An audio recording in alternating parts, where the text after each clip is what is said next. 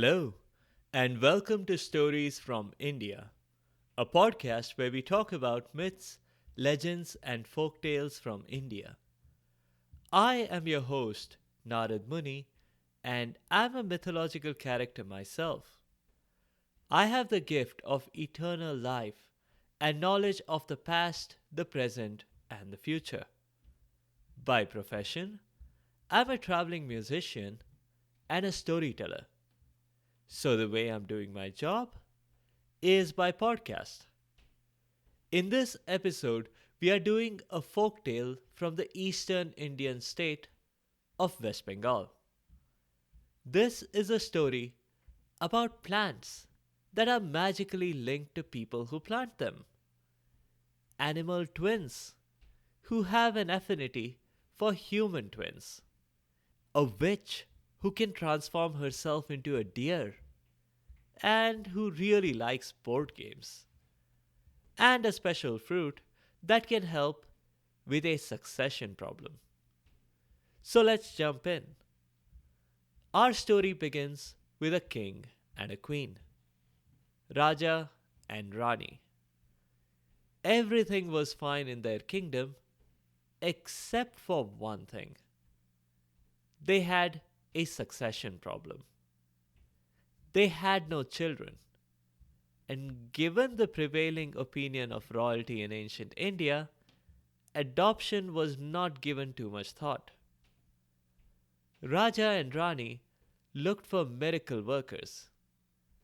They advertised all over ancient Indian social media, which included pretty much anywhere that people gathered, at village wells, at temples, during town halls, during festivals. Many people answered the advertisement, but none of their suggestions seemed to work. Raja and Rani had almost given up on the whole idea, but that's when a rishi, or a holy man, showed up. He introduced himself as Dhurt, and he had brought a piece of fruit with him. A fruit? Asked Rani. I thought you would bring porridge, like in episode 7. But if it's a fruit, is there a ruby inside? That happened to Vikram in episode 5. Clearly, I can consider Rani one loyal fan of my show. Well, kind of, said Dhurt. This fruit will get you a gem of a person. That's who the baby will grow up to be. Not seeing much excitement on the king and queen's faces, the rishi laid on his salesmanship. And just for a limited time, accept this offer in the next 10 minutes and I'll double it. 10 minutes only. Remember, 2 children, not one. Lock in your offer now. Remember, just 10 minutes. This is a tactic that works easily on unsuspecting shoppers today. And it worked in this case as well. Raja and Rani signed up instantly, spotting a bargain. There is a catch, said Dhurt. It's this. I'll take one of the 2 children from you. I what? Asked Rani. I'm not giving you my baby. Well, then guess what? Said the rishi. I'm not giving you this fruit either. Raja and Rani briefly conferred and decided ultimately that it was fine. They would be able to keep one of the 2 children, so it wasn't so bad after all, was it? The kingdom would have what it needed, a successor. Besides, the guy was probably just a trickster, and the fruit would make no difference at all. All other similar remedies had failed. So they agreed to Dhurt's condition. But to their surprise, this fruit worked. Within a year, Rani had given birth to twin baby boys. She named them Bada and Chota. Raja and Rani were expecting Dhurt to show up to ask for one of the two children. But he didn't show. A day passed, then a week, and a month. Soon, the children were celebrating their first birthday. Still no sign of Dhurt. This was weighing heavily on Raja and Rani's mind. But they treated Bada and Chota exactly alike in the meantime. Well, because they couldn't help it. You see, the princes were identical twins. They couldn't tell them apart. After the children had grown up a bit, Raja and Rani were pretty confident that Dhurt was not coming back. Maybe he forgot. Or maybe he got hit by a bus. They didn't care. However, their happy little world was shaken on the twins' 16th birthday, the day they entered adulthood, according to ancient Indian custom.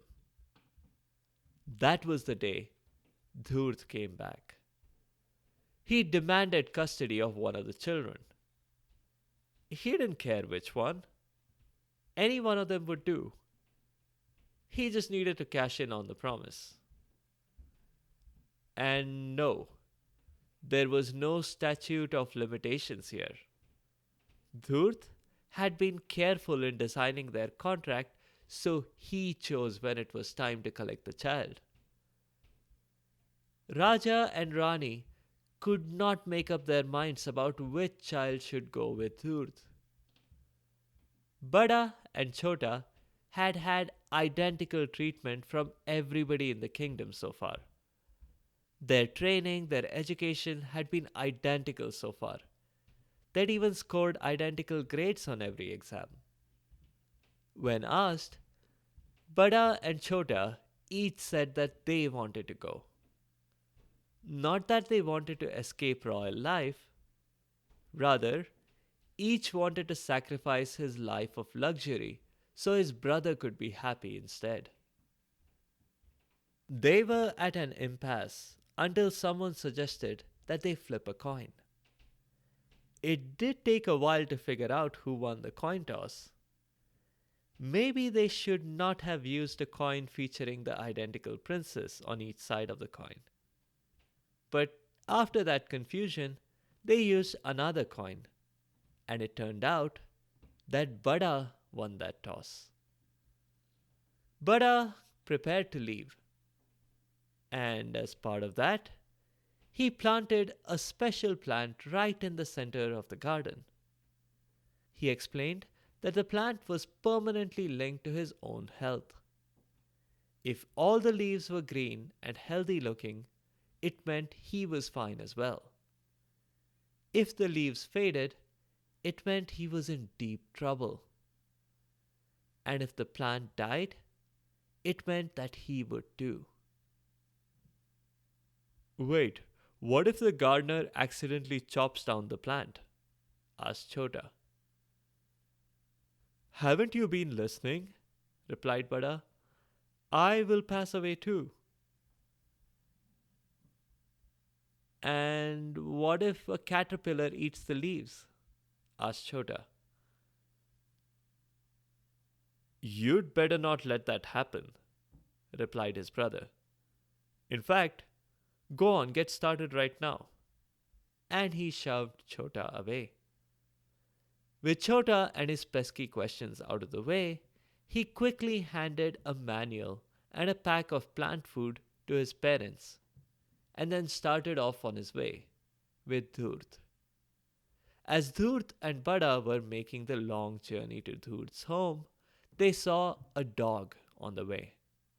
She was a wild dog, sure, but quite civilized.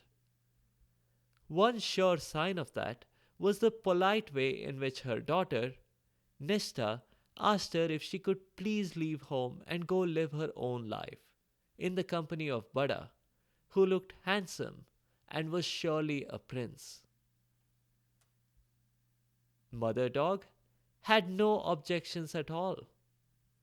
Moreover, Nishta was a twin herself, so Mummy Dog would still have one child after Nishta left. Bada was more than happy to have Nishta accompany him.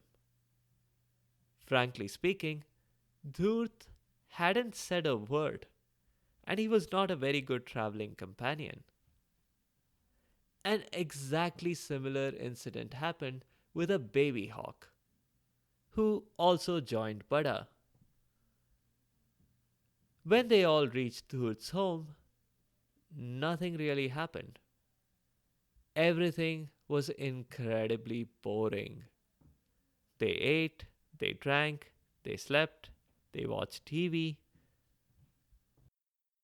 Bada's only real job was to collect flowers for Dhurt's prayers. Bada was bored out of his wits, and yet he never asked Dhurt for anything. It was part of the agreement. He could not register any kind of disapproval. You'd think that being a normal functioning adult by ancient Indian standards, he should be free to make his own decisions and to leave if he wanted to. But he was bound by the promise his parents had made. He did have some freedom to explore. The only warning that Dhurt had given him was that all directions were fair game except that dark, forbidden forest in the north. That was totally fine by Bada, and he steered clear of said forbidden forest. Until one day, he didn't, and quite by accident. He was hunting deer for dinner, accompanied by Nesta and the hawk. He wounded a deer with his arrow, and the deer limped off into the dark, forbidden forest. Bada, in his excitement to capture the deer, completely forgot the warning and followed the deer deep into the forest. It wasn't until he saw the deer approach a hut, unlock the door, and enter it that he suspected that something really strange was going on here. What was stranger still, when Bada entered the hut as well, he didn't see a deer inside, wounded or otherwise. Instead, he saw a lady, just a regular grumpy lady who introduced herself as Juari. Juari looked remarkably like Bada's notion of a witch. Despite these warning signs, Bada gladly agreed when the witch offered to play a board game with him. She even let him pick which game. Bada picked Monopoly, but he really should not have let the witch be the banker as well. They had to put something up for stake. Bada put up the hawk, with the witch promising to provide an exact copy of the hawk should Bada win. Bada lost. And he lost again. And this time, he lost Nesta. Despite this dismal situation, he bet himself a third time, and he lost again. He was now completely in the witch's clutches. The witch had just dined, so she decided to keep Bada for tomorrow's lunch. While Bada was getting anxious about landing on the witch's plate, his brother Chota was getting anxious as well. He had figured out how the plant worked, and now he had seen that most of the leaves were brown. Instead of watering the plant and giving it some special attention and care, he grabbed a horse and sped off to try to rescue his brother. Before doing so, however, he planted one of the special plants himself, so his parents could tell how he was doing. Chota wasn't sure where to go though, so he didn't get very far. That is, until a dog and her baby approached Chota. The baby dog, who was Nista's sister, wanted to be with a prince too. She had seen her sister go off with Prince Bada in the direction of the dark and forbidden forest. Of course, Chota was more than happy to be joined by Nista's twin sister. And the exact same thing happened with the hawk. Given Chota and Bada were identical twins, it's actually a surprise that Mother Dog and Mother Hawk did not confuse Chota for Bada when they met. Maybe dogs and hawks do indeed retain incredible perception, even after they have acquired the ability to speak to humans. And what's more, when Chota, accompanied by his dog and his hawk, reached Dhoot's hut, the Rishi did not, even for a second, mistake the trio for the other identical looking trio.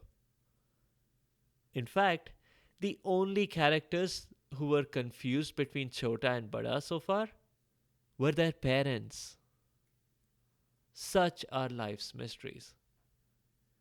Dhoot explained his theory that despite all his warnings, Bada had probably gone to the north side, to the dark and forbidden forest, and he must have been captured by the resident witch, Juari, there. She may or may not have had Bada and his pets for dinner already. Chota rushed away. Time was of the essence here. He did not have any trouble finding Juari's hut. A lot of footprints led there, though not many led out. This was a bad sign. He knocked and entered. There was no sign of his brother and his pets, but at least there was no smell of any recent cooking. If you thought Juari's first reaction should have been to wonder how come the trio that was locked in her basement was entering through the front door, you'd be wrong. She was totally not surprised. She made her usual offer to play some board games with Chota. At stake in the first round was the hawk. If Chota lost, Juari got to keep him. If Juari lost, she would have to supply Chota with an identical looking hawk.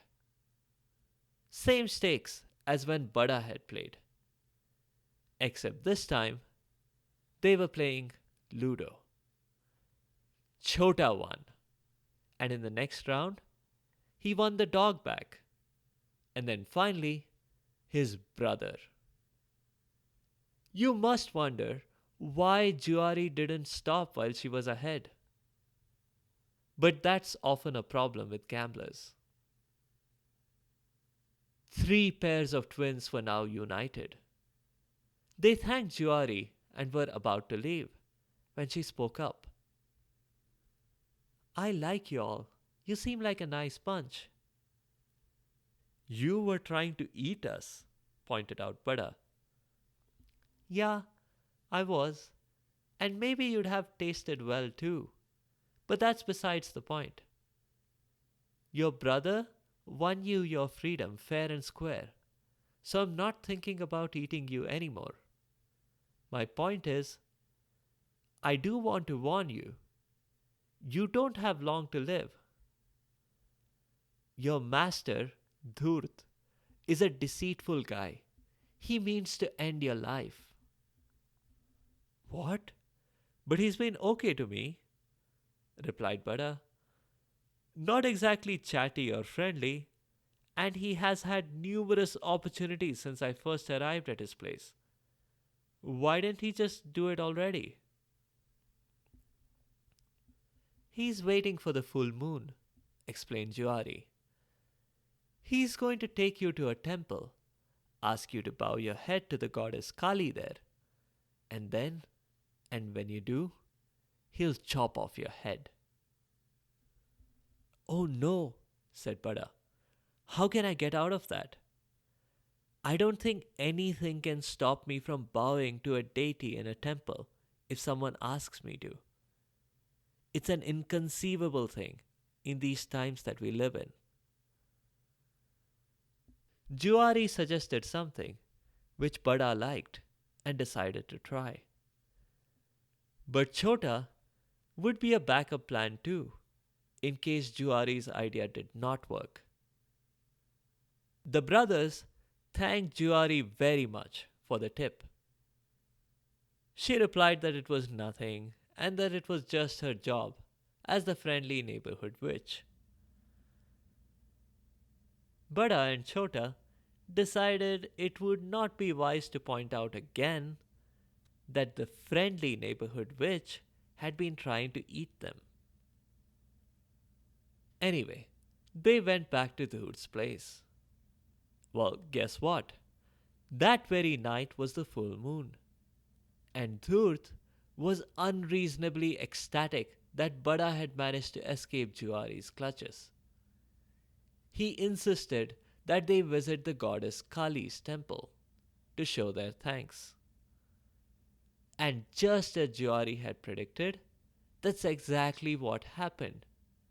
When they got there, Dhurt, who was brandishing a sword and with a gleam in his eye, asked Bada to bow to the goddess.